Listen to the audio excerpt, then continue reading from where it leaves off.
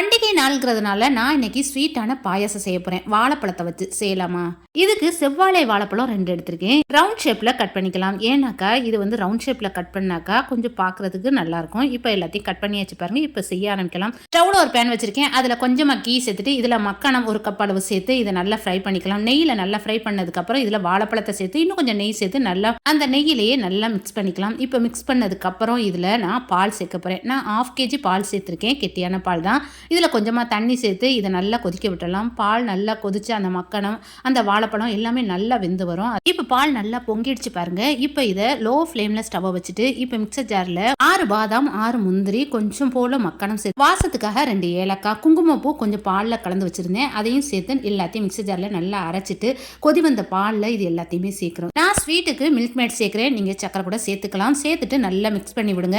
நான் இதில் குங்குமப்பூ போட்டிருக்கேன். உங்களுக்கு வேணான்னா இதை நீங்கள் ஸ்கிப் பண்ணிக்கலாம். இப்போ மேலாப்புல கொஞ்சமா நெய் சேர்த்துட்டு இப்போ எடுத்து சாப்பிட்டு பாருங்க எப்படி இருக்குன்னு நீங்களே சொல்லுங்க.